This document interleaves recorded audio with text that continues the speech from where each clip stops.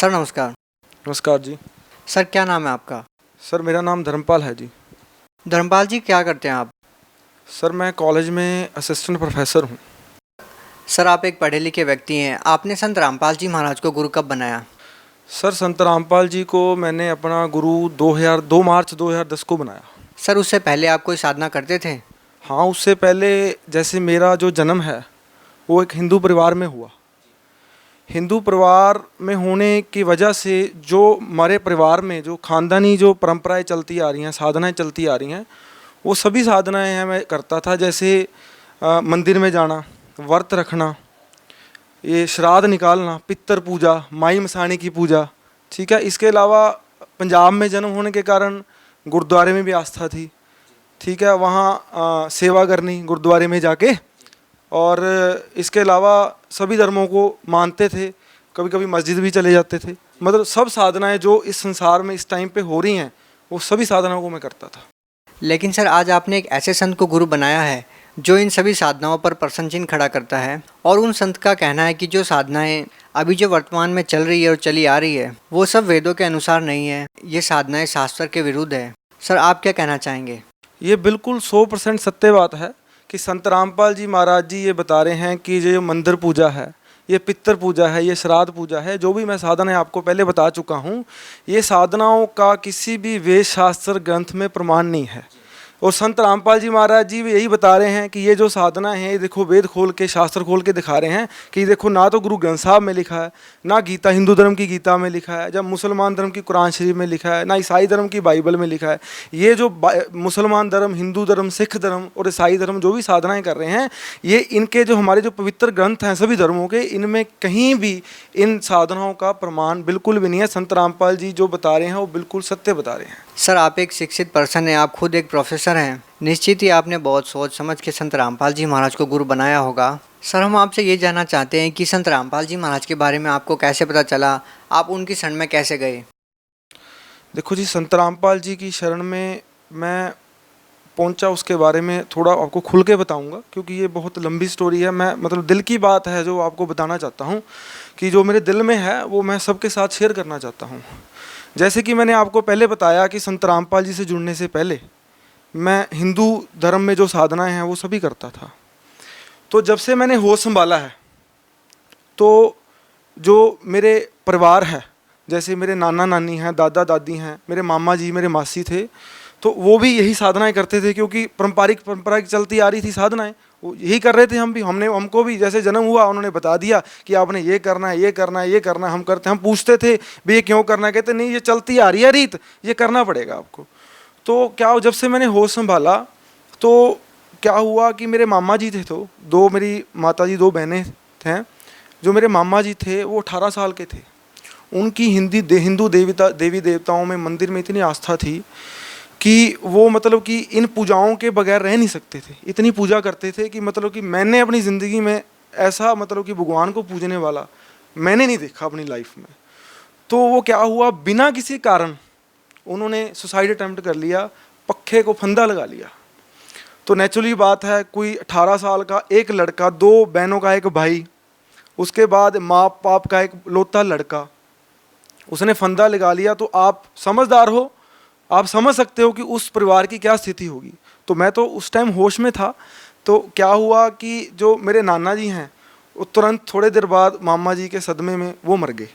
मरने के बाद जो मेरी माँ है ये सदमे में चली गई, भी मेरा बाप भी गया, मेरा भाई भी चला। देखो कि कहीं ना कहीं तो भाई और बाप का सहारा तो लड़कियों को होता ही है, तो वो सहारा है जो वो चला गया। तो माँ रोती थी तो मैं भी रो पड़ता था, मासी रोती थी तो मैं भी रो पड़ता था। क्यों? बच्चा था, नहीं पता था, मालूम नहीं था। वो चीखे मार के रोते थे, मैं भी चीखे मार के रोता था, लिपट जाता था, माँ को लिपट जाता था। तो ऐसे करते करते जो मेरी मासी जी हैं वो भी यही साधनाएं करती थी। तो यही साधना करते करते एक दिन क्या हुआ, उनके पेट में थोड़ी दिक्कत रहने लगी। नॉर्मल सी दिक्कत थी जिसको हम हर्निया की दिक्कत बोलते हैं, वो बहुत माइनर सी दिक्कत होती है। उस दिक्कत का इलाज कराने के लिए वो पटियाला में, हमारे पंजाब में एक रजिंद्रा हॉस्पिटल है, वहाँ दिखाने चले गए। डॉक्टर बोलते भी ये जो प्रॉब्लम है इसका ऑपरेशन करना पड़ेगा, नहीं तो ये दर्द है ये रुकेगा नहीं। तो मेरी मासी जी बोली ठीक है, रोज़ रोज़ के दर्द से तो अच्छा है कि ऑपरेशन करा लें। तो उन्होंने क्या किया, वो ऑपरेशन कराने चले गए। तो ऑपरेशन के दौरान डॉक्टरों ने उनकी पेशाब वाली जो नस है वो काट दी, वो हमको नहीं बताया। तो उनका जो पेट है वो इतना फूल गया, मुंह इतना फूल गया। हम देखने जाते थे आईसीयू में तो हम घबरा जाते थे। मेरी माता है जो, वो कहती थी अभी अभी मैंने अपना भाई खोया है, अभी ये मतलब कि इसको क्या हो गया, कुछ समझ नहीं आ रहा था। तो फिर क्या हुआ कि कुछ 1 महीने बाद इतनी तकलीफ सहने के बाद मेरी मासी भी मर गई। अब आप सोचो कि एक मेरी माँ का भाई मर गया, बाप मर गया, उसके बाद मेरी मासी मर गई। तो आप ये सोचो कि हमारे ऊपर क्या बीती होगी। मेरा जो बचपन है वो कैसा निकला होगा, आप समझदार हो।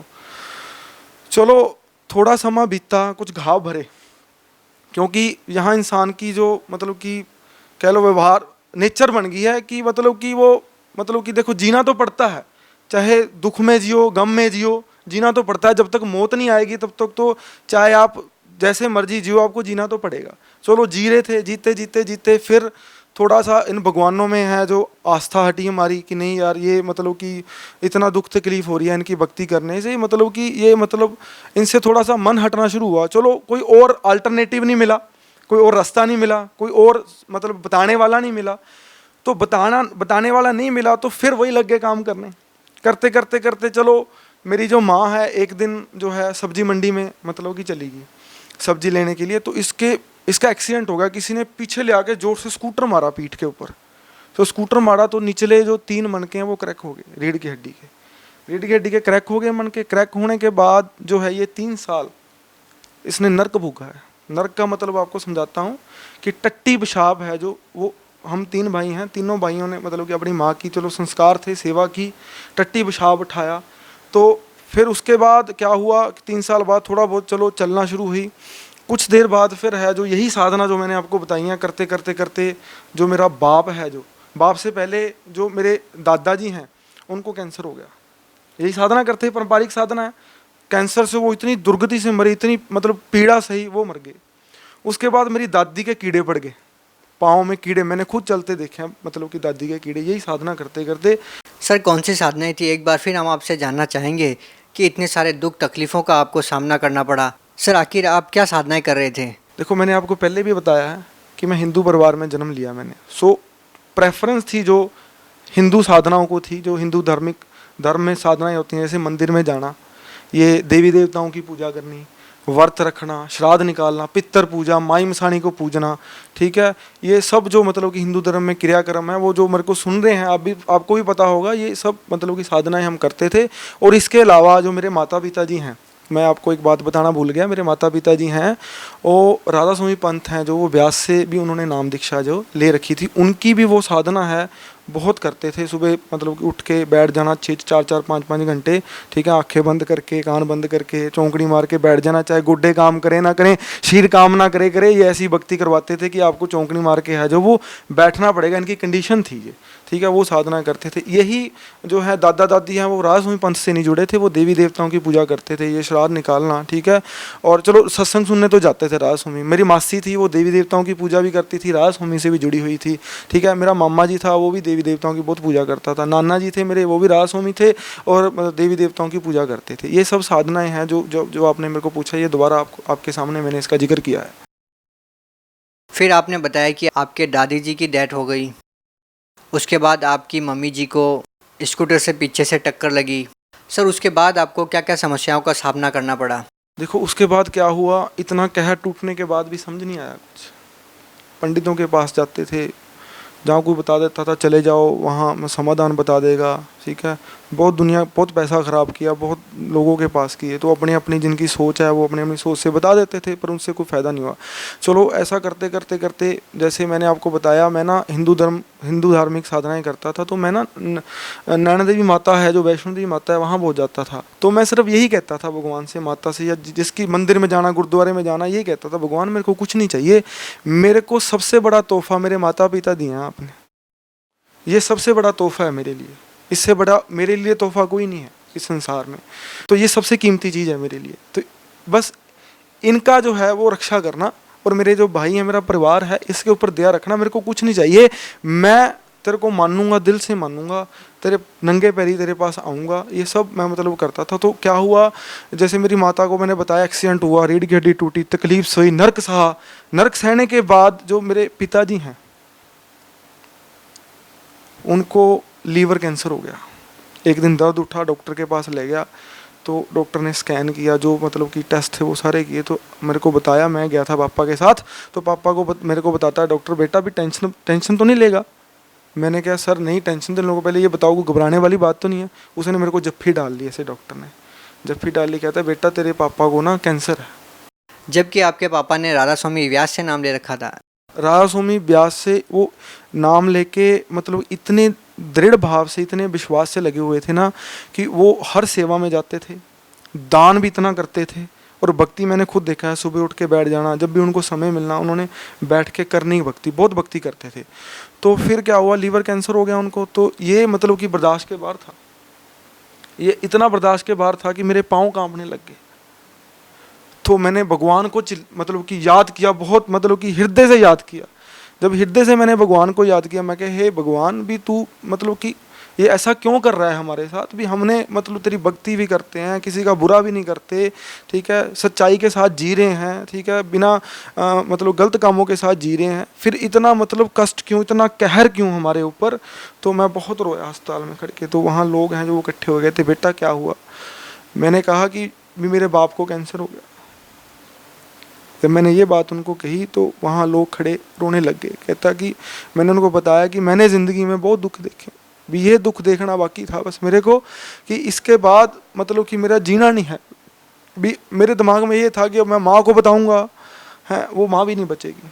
फिर मैंने सोचा अगर मेरी माँ ना बची तो मैं ये लिख के मरूँगा, ये मैं लिख के मरूँगा कि मैंने इनकी भक्ति की, भगवानों की, इनकी साधना की, ये लिख के मरूँगा कि इन भक्ति से मेरे ऊपर ये कैद टूटा।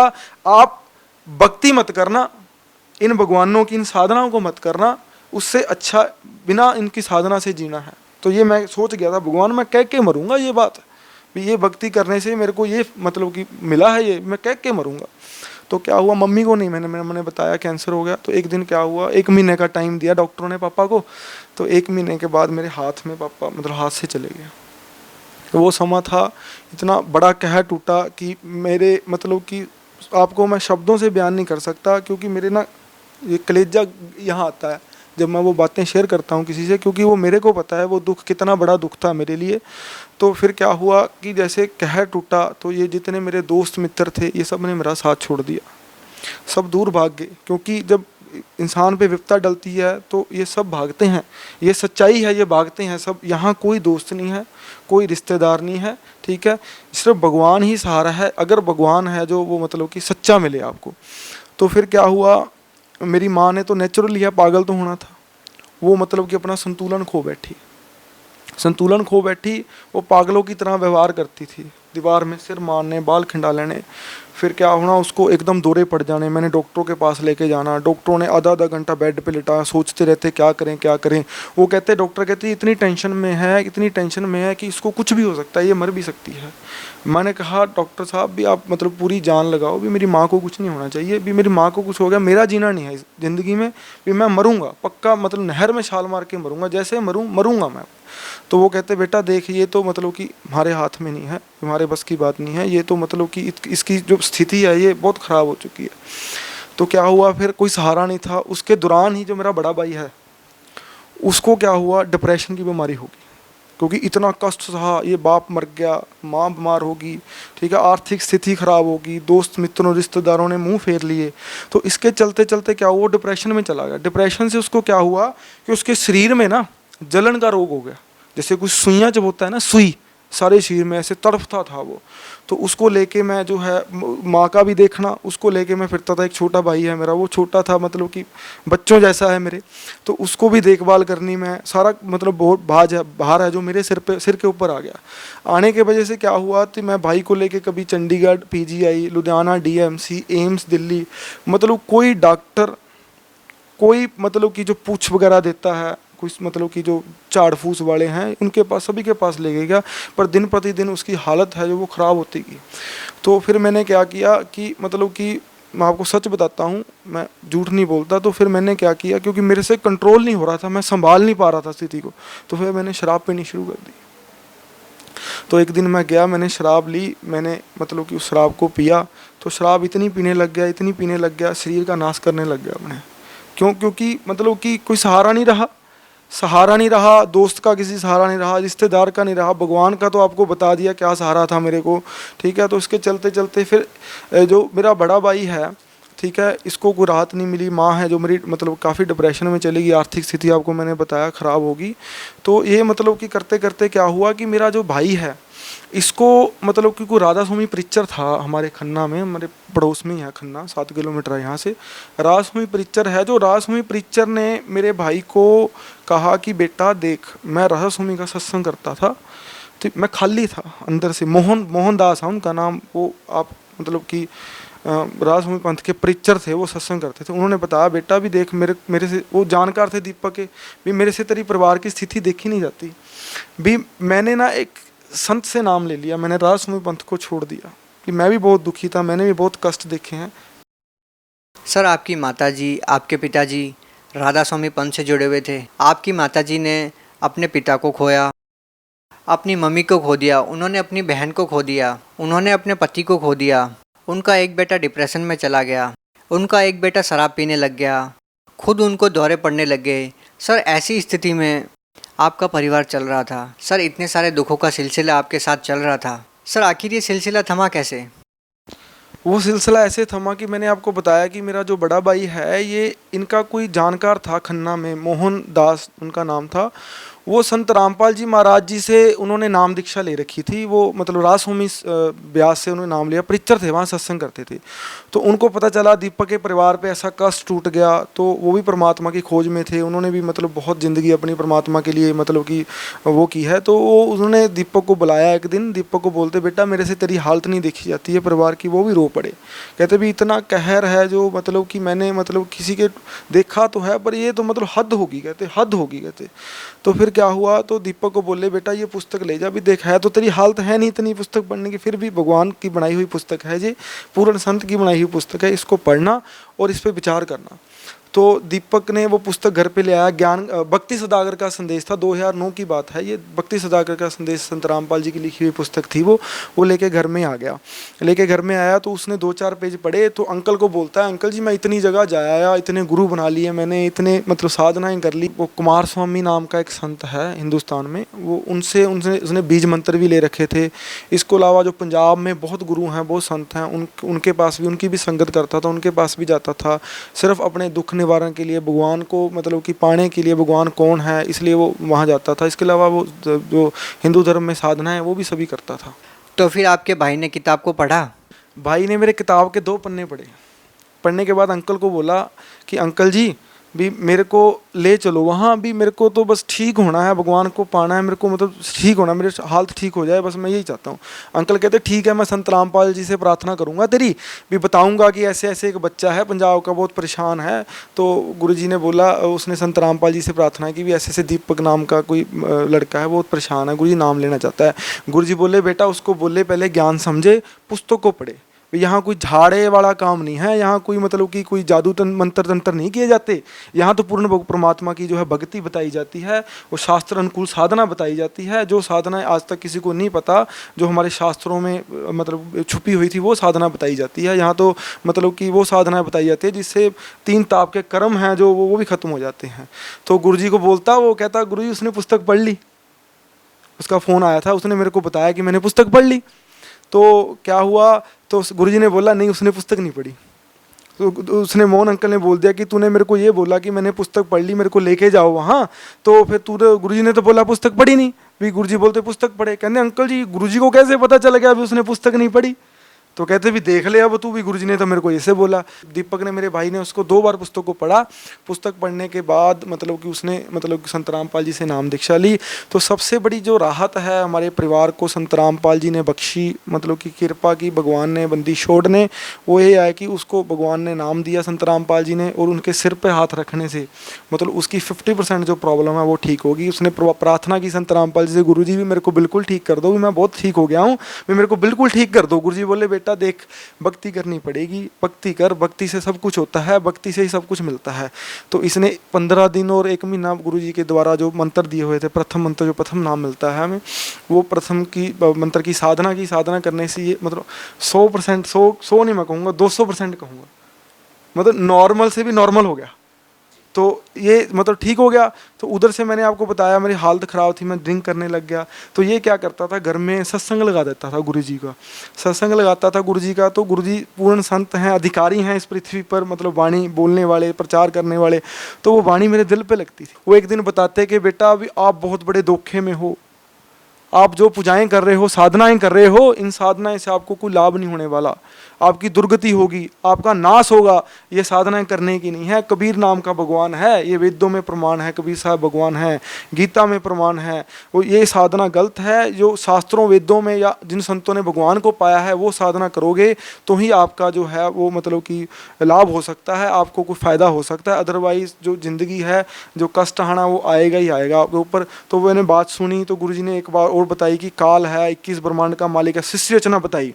संत रामपाल जी द्वारा जो शिष्य रचना बताई हुई है वो आज तक इस पृथ्वी पर किसी संत ने वो शिष्य रचना नहीं बताई। और वो शिष्य रचना जो बताई है उसका कबीर सागर में प्रमाण, गीता में प्रमाण, चारों वेदों में प्रमाण, बाइबल में प्रमाण, वो सब जगह इतने इतने एविडेंस धर के रख दिए, सबूत रख दिए। भी देखो ये मैंने शिष्य रचना आपको बताई है भक्ति सागर संदेश में, ये बुक में, ये इतने प्रमाण है। वो शिष्य रचना बताई भी, कबीर नाम का भगवान है, काल ने हमें फंसा रखा है यहाँ जाल में, ठीक है। हम देवी देवताओं की भक्ति करते रहते हैं पर हमें दुख मिलता है, ठीक है। कबीर साहब की भक्ति नहीं करेंगे, पूर्ण भगवान की, पूर्ण जो परम अक्षर ब्रह्म है उसकी भक्ति नहीं करेंगे तो हमें कोई भी लाभ, कोई भी सुख नहीं हो सकता, दुख ही दुख मिलेंगे।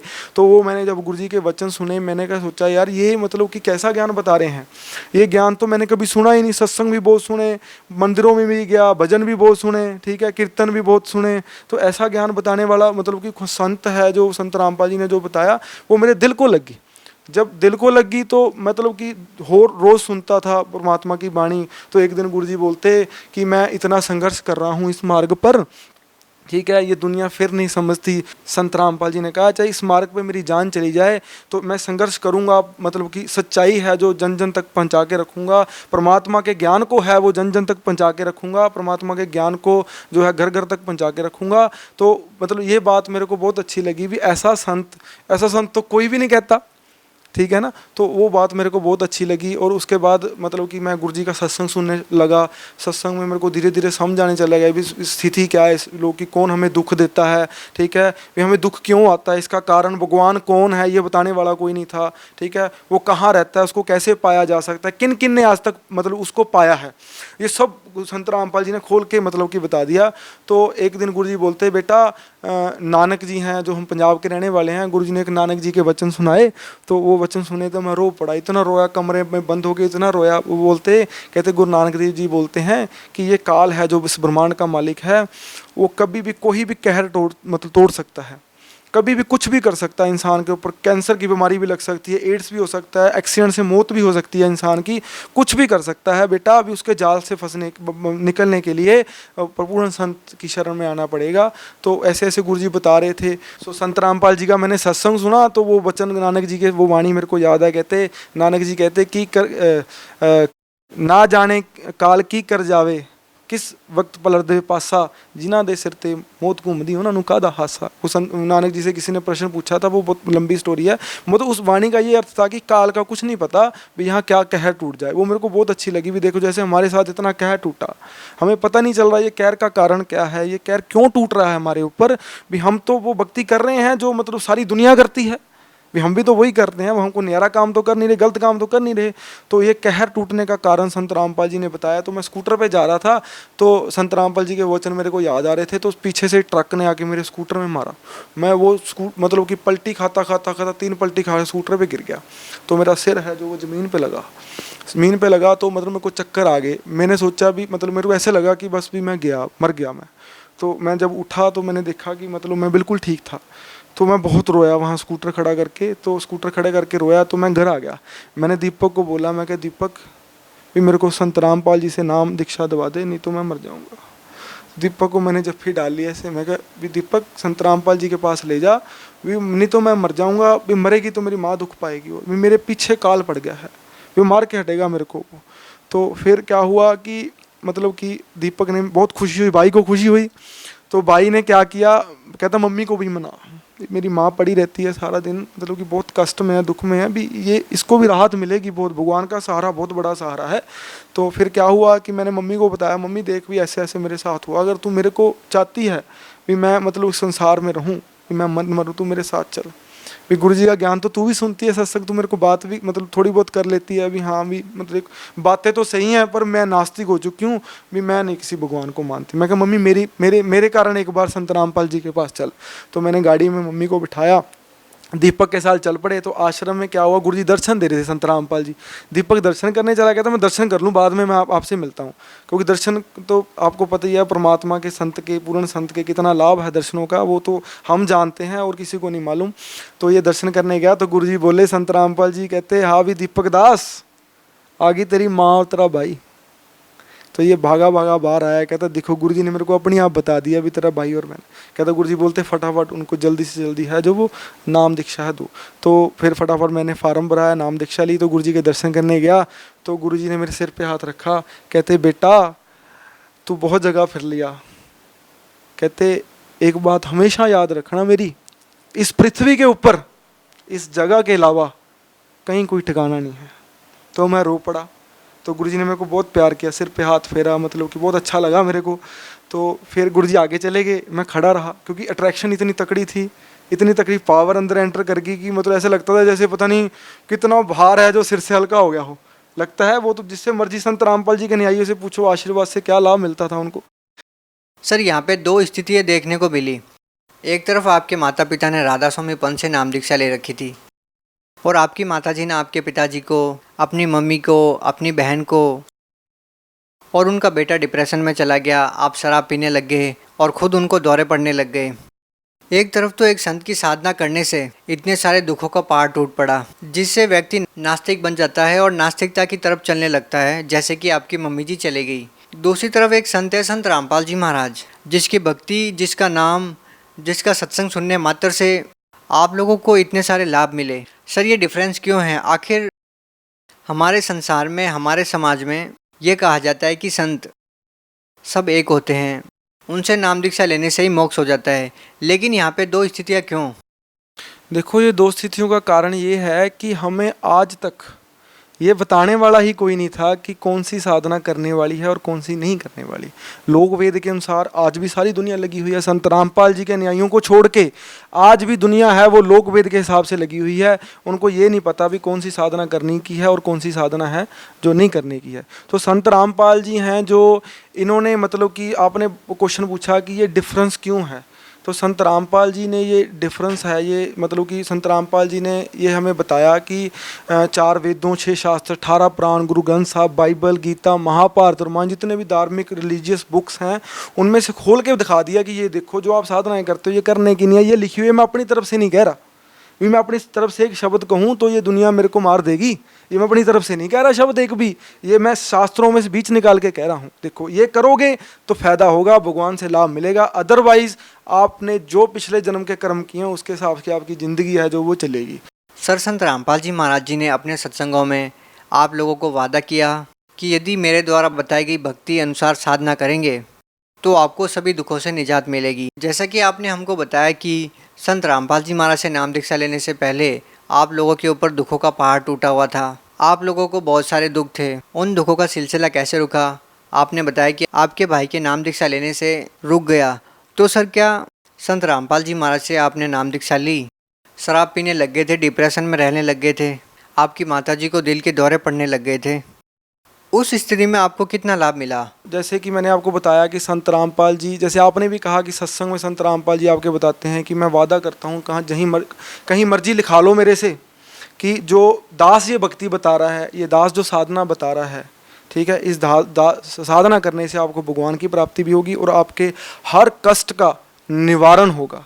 तो ये गुरु संत रामपाल जी कहते हैं सत्संग में। तो संत रामपाल जी ने मेरे परिवार के ऊपर बहुत दया बख्शी, मेरी माता जी हैं वो उनके ऊपर दया बख्शी, वो मतलब आज इतनी खुश हैं, रोती ज़रूर हैं कि बंदी छोड़ संत रामपाल जी आप हमको पहले मिल जाते अब मेरे को पहले ये साधना दे देते भी हमने 30 साल रास होम में गाल लिए, ये देवी देवताओं की इतनी भक्ति कर ली है ना, अब तो शरीर भी बूढ़ा हो गया, अभी संत रामपाल जी पहले नाम दे देते। रोती अब मतलब कि मतलब है खुश, बहुत इतनी खुश है कि मैं उसको देखता हूँ तो मैं संत रामपाल जी का बहुत बहुत दिल से धन्यवाद करता हूँ।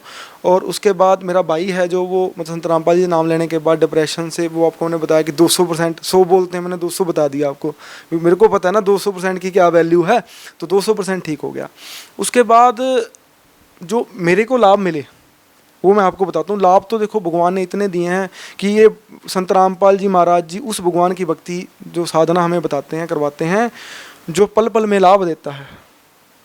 आपको ऐसे लग रहा होगा कि जैसे मैं मतलब कि झूठ बोल रहा हूँ, अगर मैं झूठ बोलूँ तो मेरी जीभ कट जाए, मेरी जीभ कट जाए अगर मैं झूठ बोलूँ, तो मेरे को पल पल में लाभ हुए हैं, पल पल में भगवान मेरे साथ चलते हैं। ऐसी संत रामपाल जी ने साधना हमको बताई है। तो क्या हुआ कि जैसे मैंने आपको बताया कि मैं शराब पीनी शुरू कर दी, उससे क्या हुआ कि जो मेरा गाल ब्लैडर है उसमें पॉलिप हो गया, गांठ बोलते हैं इसको, वो होगी, तो दर्द रहना शुरू हो गया।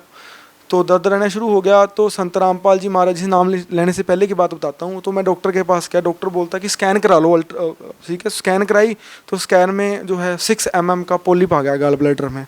तो तकलीफ होती थी, मैं क्या चल कोई बात नहीं, भी अब है तो है नहीं, सहारा देखी जाएगी, जो होगा मरना तो है ही, एक दिन मर जाएंगे, कोई बात नहीं, मैं क्या देखी जाएगी। दुख में था, कुछ समझ नहीं आ रहा था, पागल जैसी स्थिति थी, वो स्थिति बहुत भयंकर स्थिति थी मेरी। तो फिर क्या हुआ कि जब संत रामपाल जी से नाम लिया मैंने, देखो मेरे को 1 महीना तकलीफ तो रही है। तो एक दिन बहुत तकलीफ हुई मेरे को, मैं घर पे ही था, तो मैंने क्या किया, मैंने सोचा कि यार ये तकलीफ दर्द बढ़ता जा रहा है, भी डॉक्टर ने मेरे को बोला था कि इस गाल ब्लैडर को रिमूव करा दो, नहीं तो ये भयंकर बीमारी में कन्वर्ट हो जाएगा। तो क्या हुआ फिर मैंने, हाँ, तो फिर मैंने क्या किया, 1000 रुपया घर से उठाया, तो मैंने फिर स्कैन करा ली।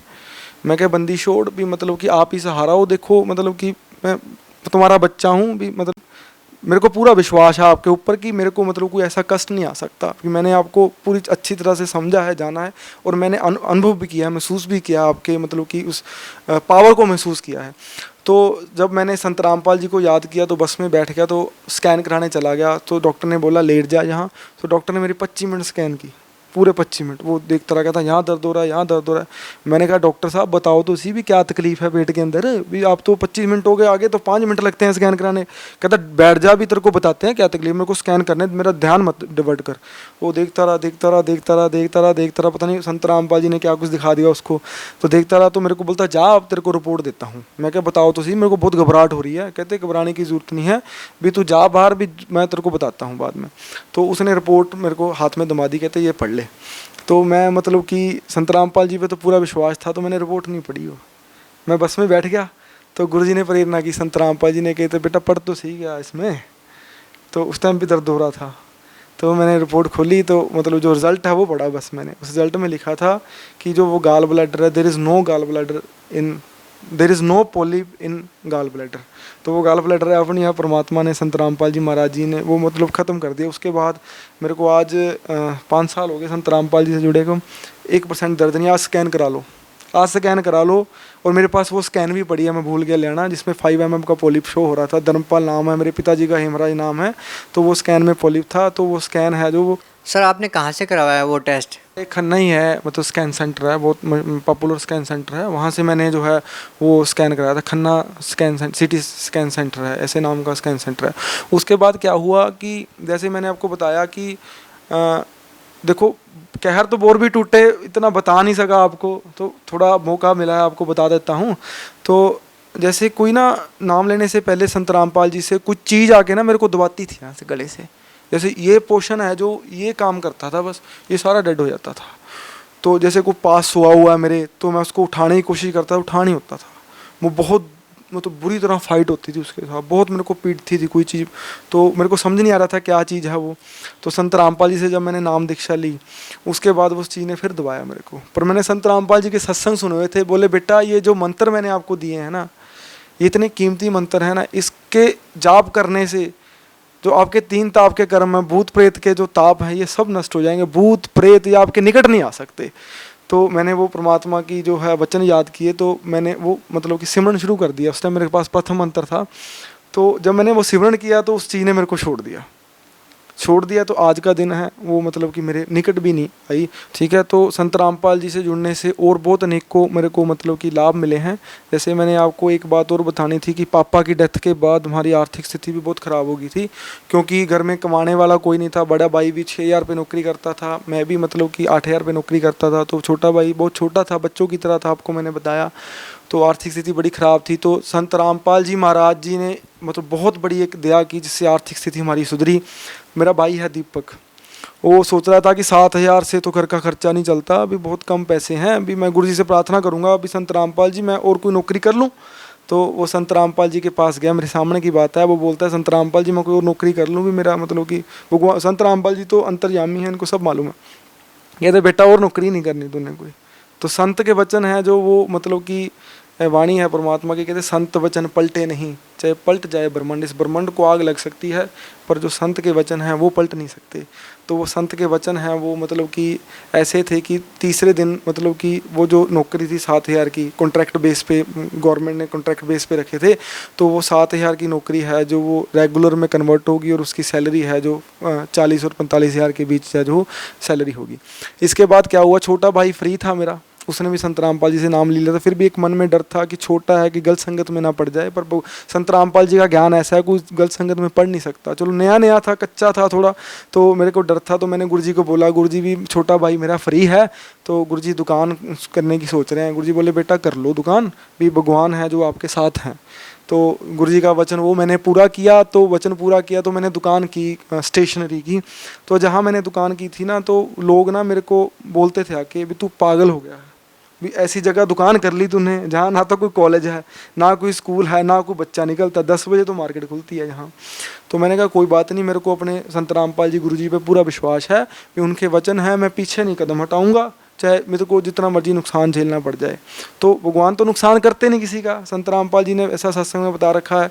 तो फिर क्या हुआ, मतलब कि वो पहले दिन गुरुजी का आदेश था कि बेटा भी ये आडंबर नहीं करना, ये मतलब कि जो आडंबर है फंक्शन वगैरह कुछ नहीं करना, भी सुबह अपने गुरुजी का बताया हुआ नित्यनेम लगाओ और बैठ जाओ, बस 2-4-10 बंदों को बुला लो और चाय पानी पिला दो। तो वैसा जैसा गुरुजी ने मेरे को संत रामपाल जी ने बताया वैसे मैंने किया। पहले दिन 20,000 की सेल हुई है, पहले दिन 20,000 की सेल। मैं बहुत रोया उस दिन भी, मैं कहे बंदी छोड़ भी, मेरे इतनी बड़ी किस्मत, इतने बड़े भाग जो आपने मतलब कि मेरे को शरण में लिया और आपने मेरे को इतने मतलब कि सहारा दिया। जैसे कहते नहीं भगवान ने मतलब कि मेरे को और मेरे परिवार को मतलब भाइयों को ऐसे मतलब छाती से लगा के रखा, छाती से लगा के रखा, छाती से दूर नहीं होने दिया। आज 5 साल। सर एक ऐसा संत जिसने आपकी ज़िंदगी को खुशियों से भर दिया, कहाँ पे एक ऐसे माहौल में जी रहे थे जहाँ पर आपके ऊपर बहुत सारे दुखों का पहाड़ टूटा हुआ था, वही संत रामपाल जी महाराज की शरण में जाने से आप लोगों की ज़िंदगी खुशियों से भर गई। लेकिन आज वो संत जेल में है, आप सर क्या कहना चाहेंगे? आखिर एक ऐसे संत के ऊपर इतने आरोप प्रत्यारोप, आप सर क्या कहना चाहेंगे? वो संत जेल में है, दूसरों की ज़िंदगी में खुशी भरने वाला संत आज खुद जेल में है, क्या कहना चाहेंगे? देखो जी, पहली बात मैं आपको बताने वाला हूँ, आप मीडिया से हो, कि जो संत रामपाल जी महाराज जी हैं, ठीक है, जो आपने आरोपों की बात की है, वैसे तो आपको कोई अधिकार नहीं है उनके आरोपों के बारे में जानकारी पाने का, क्योंकि जो आपने काम किया है वो सारी दुनिया को पता है कि आपने जब उनके ऊपर आरोप थे तो मीडिया में खुल के मतलब पूरा उनका मतलब प्रचार, गलत प्रचार किया है। जो मतलब कि मैं जो वाणी कहती है कि आपने बहुत कर्म बिगाड़े हैं, मीडिया ने बहुत कर्म बिगाड़े हैं, इसका नतीजा भगवान मतलब कि भगवान की वाणी है कि आपने उस दरबार का मैल नहीं देखा जहाँ धर्म राय के तिल तिल का लेखा। तो ये तो भगवान की वाणी है, ये तो मतलब कि सिद्ध होती है। तो जो आरोप आप बात कर रहे हो, ये आरोप हैं जो मतलब कि 100% झूठे हैं, 100% झूठे हैं, एक भी आरोप है जो वो सच्चा नहीं है। और दूसरी बात रही संत रामपाल जी जेल में हैं, ये इस देश का दुर्भाग्य है, इस देश की जनता का दुर्भाग्य है कि संत रामपाल जी को, ऐसे संत को, मेरे परिवार की स्थिति आपके सामने है, जिसका परिवार ऐसे बिखर गया हो, उसके परिवार को मतलब खड़ा कर दिया हो और उसको सच्चा ज्ञान बुराइयों से छुड़ा दिया हो, ऐसे संत को आपने जेल में मतलब कि डाल दिया। जैसे मैंने आपको बताया कि संत रामपाल जी महाराज जी जेल में हैं, ये देश का दुर्भाग्य है कि वो उनको जेल में डाल दिया, क्योंकि संत रामपाल जी तो एक ऐसे पृथ्वी पर पूर्ण संत हैं, ऐसी मतलब कि पावर के मालिक हैं, जो मतलब कि अनेकों मतलब कि लोगों के, जिन्होंने बुराइयां छुड़ा दी, नशा छुड़ा दिया, रोग मुक्त कर दिया, भगवान की साधना बता दी, ठीक है, जीना सिखा दिया, जो मरे हुए थे मेरे जैसे, मरने के तगार पे ही थे, जो जैसे मेरी माँ मर जाती तो मैं भी मर जाता, इनका क्या मतलब, किसी का क्या जाता, जाता तो मेरा जाता ना। तो भगवान ने आपके सामने ऐसे मेरे जैसे कई लोग हैं जिनके ऊपर संत रामपाल जी ने जो है वो जो कृपा की है। उसके अलावा मैं आपको ये बताना चाहता हूँ कि जो संत रामपाल जी महाराज जी हैं, वो हरियाणा में एक छोटे से गांव में उनका जन्म हुआ, और छोटे से गांव में जन्म होने के बावजूद भी उन्होंने जो मतलब कि ज्ञान प्रचार किया, इस पृथ्वी पर किसी भी संत ने वो ज्ञान प्रचार नहीं किया। और उस ज्ञान प्रचार का जो है इस समाज में लोग विरोध करते हैं, पर देखो आप दिमाग यूज़ करो ना, बुद्धि यूज़ करो, अपनी बुद्धि को खोलो कि संत रामपाल जी हैं जो लंबे समय से हाथ जोड़ के सादर आमंत्रित कर रहे हैं, उन्होंने चैलेंज नहीं किया किसी को, हाथ जोड़ के सादर आमंत्रित कर रहे हैं कि जितने भी पृथ्वी पर धर्मगुरु हैं, शंकराचार्य हैं, वो मेरे साथ ज्ञान चर्चा करें, भी मेरे ज्ञान का विरोध मत करें, भी मेरे साथ ज्ञान चर्चा करें। वो जो ज्ञान चर्चा है वो मतलब कि हम आज आपसे भी रिक्वेस्ट करते हैं मीडिया वालों से कि वो ज्ञान चर्चा को आप मीडिया पे दिखाओ, ये जनता खुद डिसाइड कर लेगी भी कौन सच्चा है और कौन झूठा है, संत रामपाल जी का ज्ञान सच्चा है या झूठा है। बाकी रही आरोपों की बात, हम जब से गुरुजी संत रामपाल जी हमारे जेल में गए हैं, ठीक है, बड़ी शर्म की बात है आप लोगों के लिए, बहुत ही शर्म की बात है, क्योंकि मेरे को कहनी पड़ रही है आप लोगों से कि संत रामपाल जी महाराज जी के जो शिष्य हैं, और संत रामपाल जी खुद 2006 और 2014 के जो बरवाला कांड और कोंथा कांड में जितने भी मुकदमे FIR दर्ज हैं संत रामपाल जी के ऊपर, उनकी वो संत रामपाल जी खुद CBI जांच की मांग कर रहे हैं। और उनके अनुयायी हैं जो वो गलियों में धक्के मतलब जोर जोर से चिल्ला चिल्ला के, ये मतलब मीडिया में दिखाई नहीं जाती बातें, ये मैं आपको बता रहा हूँ, ये मतलब कि अगर ये बातें आपको पता चले तो आपका भी मतलब कि शायद हृदय इस बात को मतलब काम पे कबूल करे अपनी गलती को। क्योंकि वो गलियों में हर एक मतलब स्टेट में जितने भी डिस्ट्रिक्ट हैं उसमें DC को प्रधानमंत्री के नाम पर ज्ञापन दिया जाता है कि अभी हमारे गुरुजी को आपने मतलब जेल में डाल दिया, अभी झूठे रोप लगा दिए, अभी उसकी CBI जांच करो। अभी दुनिया तो CBI जांच की मांग नहीं करवाती, दुनिया तो भागती है, दुनिया विरोध करती है CBI जांच की, भी हमारी CBI जांच नहीं होनी चाहिए। जैसे अन्य संत हैं उनके ऊपर केस चल जाता है तो वो अनुयायियों को क्या कहता है कि हमने CBI जांच नहीं होने देनी। वो अनुयायी बेचारे भोले वाले हैं, उनको पता ही नहीं हम क्या कर रहे हैं, वो सड़कों पे उतर जाते हैं कि हमारे गुरुजी के ऊपर CBI जांच नहीं होनी चाहिए, हमारे गुरुजी के ऊपर CBI जांच नहीं होनी चाहिए। क्यों? क्योंकि उन्होंने गलत काम कर रखे हैं। हमारे गुरुजी बिल्कुल संत रामपाल जी सच्चे हैं, इन्होंने कोई गलत काम नहीं किया। ये तो मतलब कि आपको मैंने बताया कि ये तो सच का प्रचार कर रहे हैं, भगवान के उस ज्ञान का प्रचार कर रहे हैं जो उस खजाना खोल दिया संत रामपाल जी ने, जो खजाना है जो छुपा हुआ था मतलब वेदों शास्त्रों ग्रंथों में। तो सर अंतिम प्रश्न आपसे करेंगे कि आप भगत समाज को क्या संदेश देना चाहेंगे? देखो, भगत समाज को मैं यही संदेश देना चाहता हूँ कि आप संत रामपाल जी महाराज जी के ज्ञान का विरोध ना करें। संत रामपाल जी महाराज जी का ज्ञान सुने। साधना चैनल पर 740 840 पर उनका सत्संग आता है, उनकी लिटरेचर है काफ़ी, आपको उनकी वेबसाइट www.jagatgururampalji.org पे मतलब जो उनकी पब्लिकेशन है संत रामपाल जी की सब मिलेंगी आपको। उनके मतलब कि ज्ञान को पढ़ो, समझो, उसके बाद फैसला लो। बिना समझे बिना पढ़े फैसला मूर्ख लोग लेते हैं। जो समझदार लोग होते हैं वो बिना समझे बिना पढ़े फैसला नहीं लेते। जो आज ये सोच के फैसला लिया हुआ है जिन्होंने कि संत रामपाल जी से नाम नहीं लेंगे, जो उनसे मतलब कि उनका विरोध करते हैं, उनको अच्छा नहीं समझते, ये मतलब कि आपके लिए बहुत गलत बात है। इसको आप मतलब कि अपने अहंकार को, अपनी ईगो को छोड़ के, ये अहंकार साथ नहीं जाएगा, ये तो मिट्टी में मिलेगा एक दिन। वो इंसान भी मिट्टी में मिलेगा, ये अहंकार भी आपका मिट्टी में मिलेगा। बहुत बड़ी उदाहरण है रावण की, ठीक है, वो सारी मतलब इस पृथ्वी पर उसके बड़ा, उससे जैसा बड़ा योद्धा नहीं था कोई, उसका भी जो अहंकार है भगवान ने तोड़ा था, उसको भी मिट्टी में मिलाया था। तो मैं ये प्रार्थना मतलब आपसे प्रार्थना करना चाहता हूँ। देखो, जैसे मैं भी पढ़ा लिखा हूँ, आप भी पढ़े लिखे हो, तो आप संत रामपाल जी महाराज जी का सत्संग सुनो, उनका बुक पढ़ो और उसके बाद वेद शास्त्र ग्रंथों से उनको ज्ञान मिलाओ। मैं एक बात और बताना चाहता हूँ कि संत रामपाल जी अक्सर सत्संग में ये कहते हैं कि मैं अपनी तरफ से कुछ नहीं बताता, जो वेद शास्त्र ग्रंथ में लिखा है वो बताता हूँ। फिर भी उनका विरोध होता है। देखो कितनी बड़ी बात है, ये छोटी बात नहीं है। समझदार को तो इशारा ही काफ़ी होता है। समझदार है, इशारा ले और मतलब कि उसकी तरफ भागे, तो समझदार को तो इशारा काफ़ी है। ये इशारा भी लोग नहीं समझ रहे। इससे पढ़े लिखे का इंसान का मैं सोचता हूँ ऐसी एजुकेशन का कोई फ़ायदा नहीं है अगर वो सच्चाई को समझ नहीं सकते। सर बहुत बहुत धन्यवाद। Thank you ji.